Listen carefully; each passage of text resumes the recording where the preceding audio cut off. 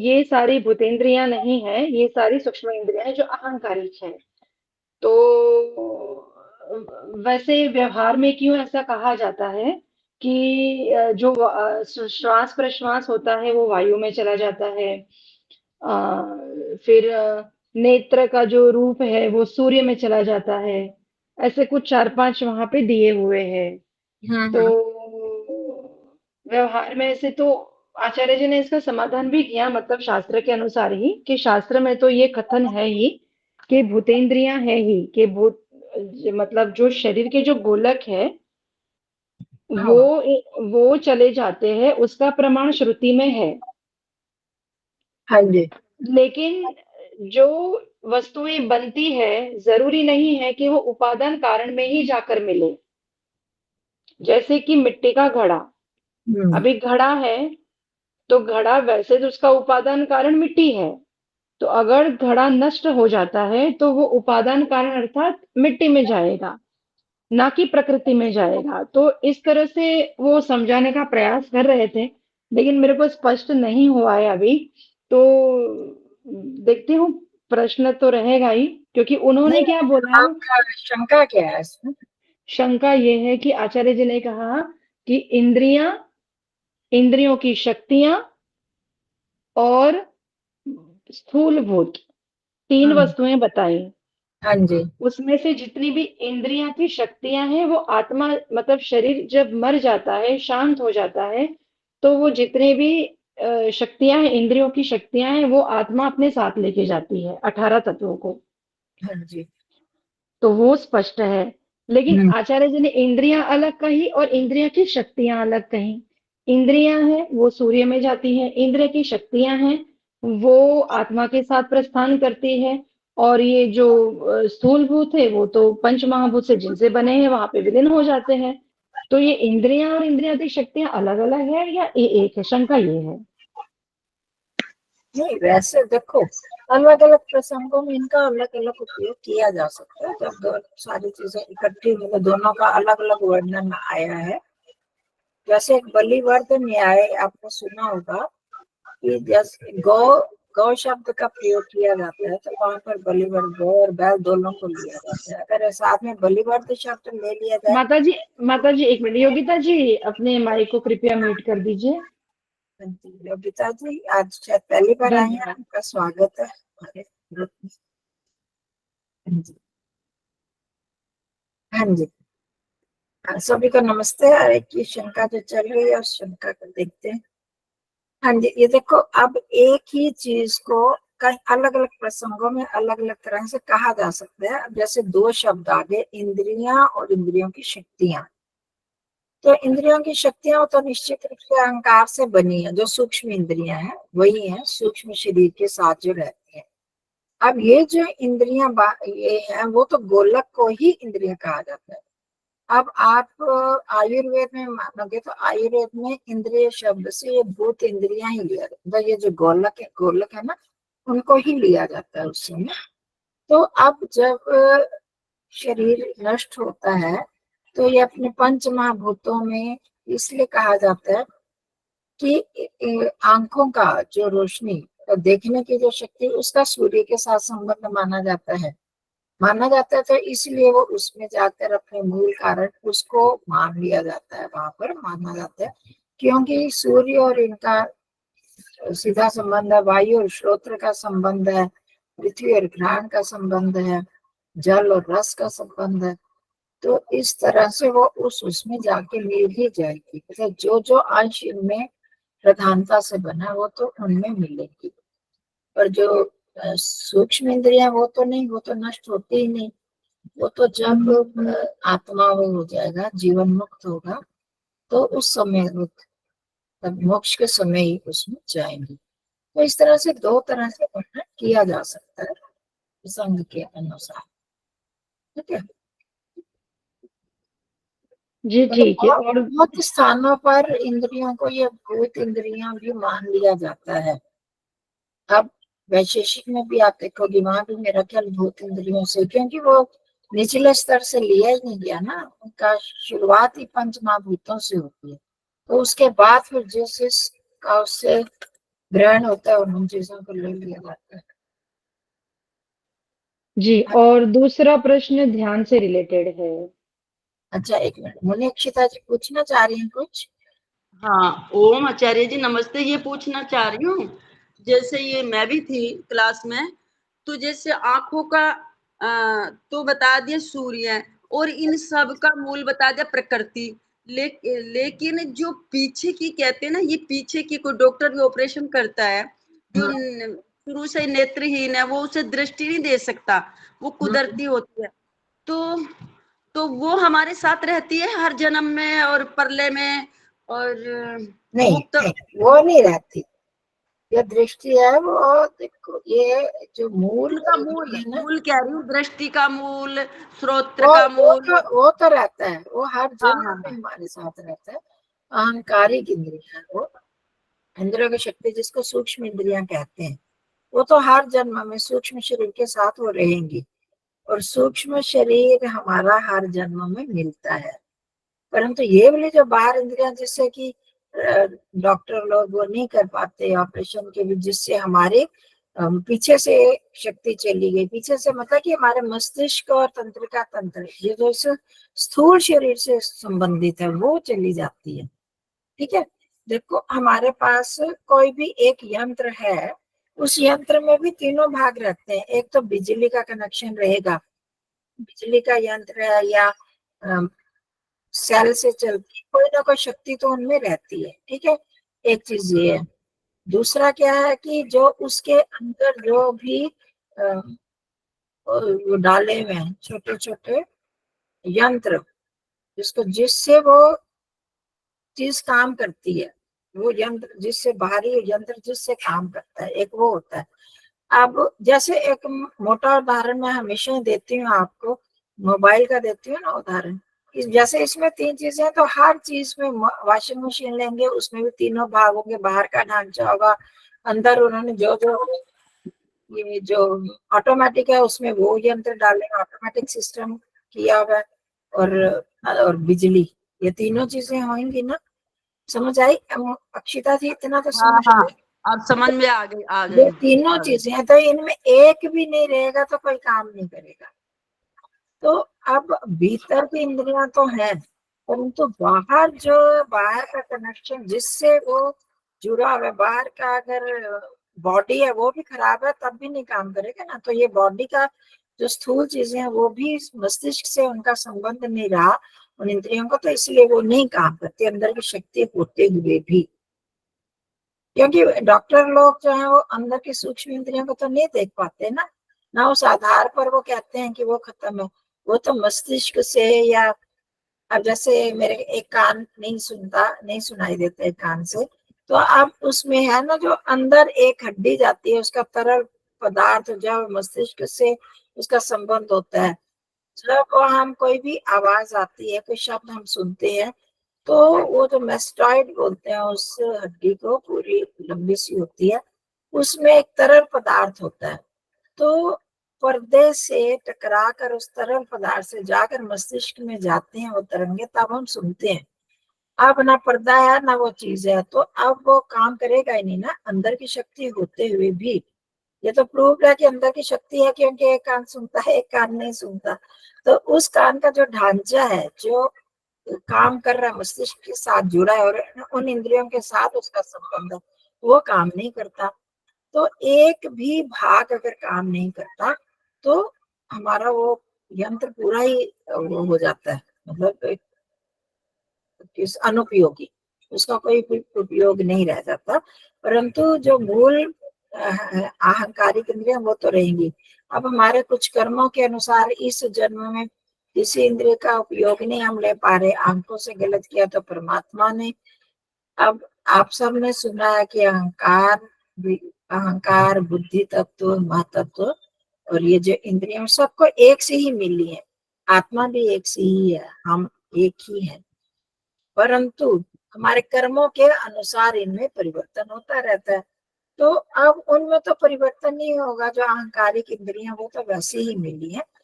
अब हमारे कर्मों के अनुसार, मतलब उतना तो है, हमारे संस्कारों में जो परिवर्तन है वो अलग बात है। परंतु हमारे कर्मों के अनुसार परमात्मा ने ये जो शरीर हमको दिया वो काम बढ़ती दे दिया मेरे कर्मों के अनुसार। जैसे मैंने कर्म किए, अगर पिछले जन्म में हमने आंखों का दुरुपयोग किया तो इस बार आंखें नहीं मिलती, या बहुत कमजोर मिलेंगी। कानों का दुरुपयोग किया तो वो नहीं मिलते। तो अब वो हमारे कर्मों के अनुसार अब अलग अलग तरह से परमात्मा देते हैं, पर जो पहले मूल रूप से दिया वो तो सदा ही दिए रखेंगे। ये भी परमात्मा की दया है कि अब मैंने बहुत अच्छे कर्म किए, अच्छे करते जा रही हूँ, सभी करते जा रहे हैं, तो क्या अगले जन्मों में अब हमारी इंद्रियों का क्षय नहीं होगा? क्योंकि मूल जो तत्व है वो तो शक्ति तो दी ही हुई है, वो नहीं उन्होंने खींची, वो छीनते नहीं है। हम हमें हमेशा मौका देते हैं कि हर जन्म में आप आगे बढ़ते जाओ बढ़ते जाओ। वो सिर्फ जब हम मोक्ष प्राप्त करेंगे तभी वो चीज लेंगे, तब उसकी जरूरत ही नहीं पड़ेगी, क्योंकि इंद्रियों की तब आवश्यकता ही नहीं है, शरीर ही नहीं होगा। तो इस तरह से ये व्यवस्था ऐसे है। हो गया स्पष्ट? माता जी, इसमें कुछ मतभेद है क्या? क्योंकि अ, आचार्य जी ऐसे कह रहे थे कि जो सूक्ष्म इंद्रियां रहती है ना हमारी, उसमें तो जी। कोई भी सबको समान ही मिलती है, उसमें कोई भेदभाव नहीं होता है। और हम्म। शरीर में जो किसी को जो बचपन से ही कोई हैंडीकैप्ड है या बर्थ से बाय बर्थ से ही उसकी आंखें नहीं है, तो ये हम्म। माता पिता का दोष ही है कि उनके ये दो। गोलक। हाँ जी, हाँ बताइए।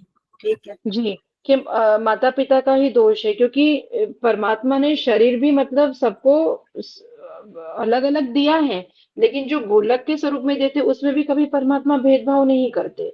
अभी किसी ने कोई ऐसा कार्य किया है पिछले कर्म, जैसे आपने बताया कि नेत्रहीन हो गया, वो उस नेत्र का ठीक से उपयोग नहीं किया, तो वो अगर उपयोग नहीं करता तो उसकी योनि, जरूरी नहीं है कि उसको मनुष्य की योनि मिली जाए, उसको पशु योनि में ही नेत्रहीन कर दिया जाता है। कोई ऐसे पशु भी होते हैं जो नहीं देख सकते, जैसे कि सांप है या हाँ इस तरह समझ से। गए। हाँ जी। जी, एक तो ये ये बात। उदाहरण दिया जी, और दूसरा उन्होंने ये कहा कि सपोज किसी ने पाप की, तो हम बोलते हैं कि जैसा जिस जिस इंद्रियों से हमने जैसे जैसे कर्म किए हैं, उस को परमात्मा छीन लेता है।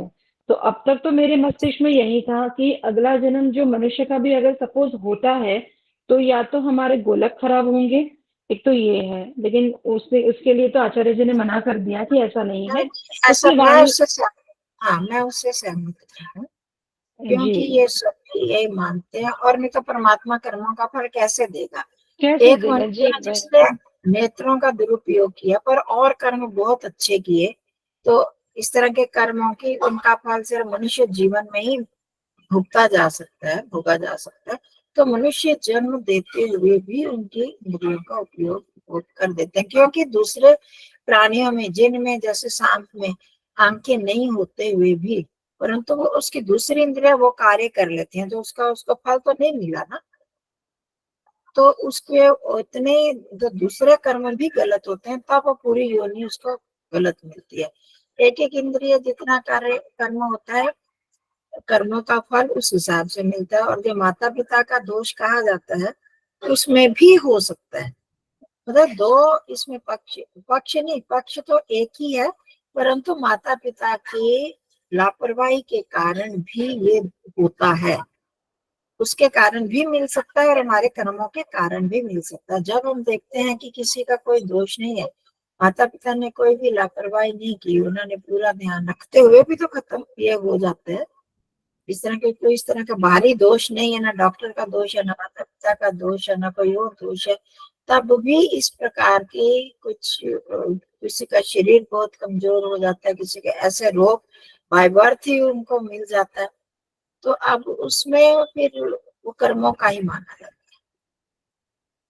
क्योंकि मैं भी इसी बात से सहमत थी, लेकिन फिर है। मैंने। वो तो फिर बात बनती नहीं है। आप कितने शास्त्रों में ऐसी बातें लिखी हैं, तो वो फिर कैसे वो तो गलत साबित हो जाएंगी ना। जी, हाँ जी, मोनी अक्षिता जी आप आगे। ओम आचार्य जी, ये बताओ, सांप के आंखें तो होती हैं लेकिन कान नहीं होते आचार्य जी। ये मैंने प्रैक्टिकल देखा है सांप को। अच्छा। वो देख ले। हाँ, कानों से आँख तो सुनता नहीं होती है, है ये पक्की बात है, कानों से नहीं सुनता। उस वक्त मैं भी वो बोली हूँ। हमारे, हाँ, जो हम चलते हैं ना आचार्य जी, ये हमारे जो पैरों की ये होती है ना ऐसे, ऐसी दहल को सुनता है वो, नहीं वो सुनता है, तब आप कह सावधान रहे हो होता है। तो आंखों से थोड़ी देख रहा है, सुनता है ना। अब एहसास, वो एहसास होता है, एहसास कहेंगे। सुनता क्या है, वो कानों से एहसास नहीं सुनता, कानों से नहीं सुनता। वो उसमें स्पर्श से उसको अनुभूति वो सारी होती है। जैसे अभी भी जो अंत्य व्यक्ति होते हैं, वो उनकी जो लाठी होती है उससे उनको पता चलता रहता है आसपास क्या चीज है कैसे। हम भी बहुत बार सिर्फ सुन के ही नहीं, स्पर्श से भी अनुभव होता है। तो पर हाँ, मेरा ख्याल आंखों का तो मेरे को पक्का नहीं, आंखें तो शायद होती है। हाँ, कानों से नहीं नहीं नहीं, सुनते, कानों से हाँ नहीं सुनते। हाँ, ये है तो साफ जो है। भी हो, एक हाँ हम तो अच्छा, उदाहरण के रूप में बात कर रहे थे ना, कि एक उदाहरण जैसे हाँ वो हाँ दिया।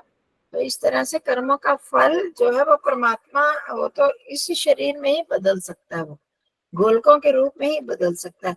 ये नहीं कि गोलक ही खराब, गोलक का भी हो सकता है, उस गोलक का मस्तिष्क के साथ संबंध, गोलक भी एक से ऊपर से तो एक से दिए, परंतु अंदर जो हमारे उसका सुनने की शक्ति, जो मस्तिष्क से उसका जुड़ाव है, संबंध है, जैसे भी हो, किसी भी तरह से वो इसी स्थूल शरीर से ही मिलेगा, जो भी उसका कर्मों के फल के भोग के रूप में, उस स्थूल शरीर के रूप में। ठीक है जी। आचार्य जी, ये बताइए, जिन लोगों को नहीं सुनता बचपन से, वो लोग अंदाजे कैसे लगा लेते हैं होठों से? वो भी तो एक, उनकी आंखें जैसे मन की आंखें हम बोल देते हैं भाई। मेरे मेरे एक तायश थी सुनाई वो। नहीं देता, आंखों से देख तो रहे हैं। वो भी एकदम नहीं सुनते, जो बचपन से नहीं सुनते वो कहते हैं कि वो गूंगे भी होते हैं। जो बचपन से होंगे गूंगे बहरे इकट्ठे होते हैं, परंतु जो थोड़ा सा बाद में कर लेते हैं, और एक को देख के आंखें तो उनकी हैं, पर उनको जब शब्द का ज्ञान ही नहीं है, तो इसीलिए तो गूंगे पैरों के स्कूल अलग से बने हैं ना, जब उनको बता दिया जाता है। और कुछ हमारे पिछले कर्मों के संस्कार भी तो होते होंगे, उनसे भी वो कुछ जान लेते हैं। परंतु मेरे को लगता नहीं है जो गूंगा होगा वो समझ नहीं इसलिए नहीं पाता, क्योंकि हर एक की भाषा अलग अलग है। अब किस समय पंजाबी है तो पंजाबी बोल रहा है, दूसरा हिंदी बोल रहा है, कुछ इंग्लिश बोल रहा है, होठों से उसको क्या पता चलेगा क्या शब्द बोला। वो अच्छा धीरे हाँ, धीरे ही बताया जाता है उनको, फिर ऐसे स्कूलों में डाला जाता है, गूंगे बहरे के स्कूलों में। वहां पर वो उनको फिर अलग अलग ढंग से सिखाते हैं कि ये हाँ जो एक भाषा, इंग्लिश या हिंदी, जो भी मुख्य भाषा रखते होंगे, उसके आधार पर फिर ओठों के उससे सिखाते हैं, तब वो जानते हैं। आचार्य जी, मैंने काफी दिन गूंगे बहरों के स्कूलों में सिखाया है योग प्राणायाम। उन लोगों को छींक नहीं आती। फिर मैंने पूछा उनके टीचर से कि इन लोगों को छींक नहीं आती। मैंने कहा ये जब कुछ इनके खिलाफ हम बोलते हैं तो बड़ा गुस्सा करते हैं ये, कि वो जो आवाज की शक्ति है ना, तो इनकी ताकत बन जाती है वो, पर ये छींकते नहीं है। देखो, ये बताया उनके टीचरों ने तो छींकने का उससे क्या संबंध हुआ? कि आप जो हमारे में छींक आती है, तुम्हारे मस्तिष्क को हल्कापन, स्फूर्ति, ताकत, और हमारी नसें जो है ब्लॉकेज वो हाँ, वो निकलते तो हैं। उसमें होता है, पर उसका कुछ होगा संबंध। पर मेरा मतलब कि ये छींकने का और वो गुस्सा आने का, उसका तो संबंध नहीं हुआ ना। मतलब कि कोई हाँ भी किसी के अगेंस्ट, किसी के विरोध में कोई भी बात करता है, तो जैसे हमको भी आता गुस्सा, तो उनको भी भावनाएं तो उनकी भी होंगी, वो तो आता होगा। पर देखो, ये व्यवस्था तो हम लोग नहीं जानते, तभी तो हम बार बार कहते हैं कि अद्भुत कारीगरी है उस परमात्मा की। एक चीज का संबंध शरीर के बहुत सारी क्रियाओं के साथ रहता है। अब आप कह रहे हो कि उसके छींक के साथ मस्तिष्क हल्का हो जाता है। अब उसका और उनके पैरों को वो नहीं आती, अब पता नहीं कितना वो उसका क्या संबंध है। परंतु उसका और मस्तिष्क का हर क्रिया जो परमात्मा ने बनाई है शरीर में, उसका कोई ना कोई उपयोग है, जो कि हम जाने या नहीं जाने। तो इसलिए हम कहते हैं ना, संसार में जो भी कुछ बनाया परमात्मा ने, सब उपयोगी है। हमें नहीं पता चलता ये क्यों बना दिया परमात्मा ने, ये क्यों बना दिया। तो हम थोड़ी सर्वज्ञ, हम तो जानते नहीं हर चीज का उपयोग को। उस परमात्मा की कृपा, वो उसका वो ही जाने।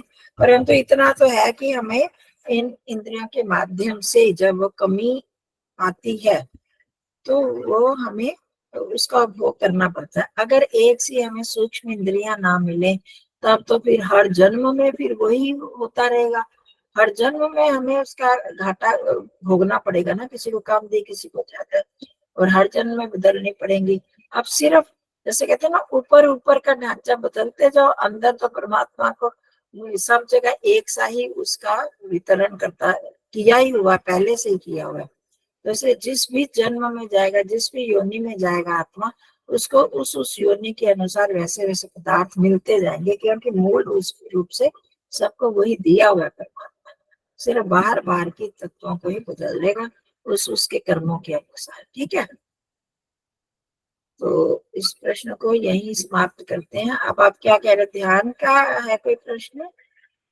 ध्यान से माता जी संबंध? समय भी बाद में हाँ पूछ लूंगी, कल की कक्षा में पूछ लेंगे, समय बहुत हो गया है, हाँ पढ़ते जी हैं। हाँ जी।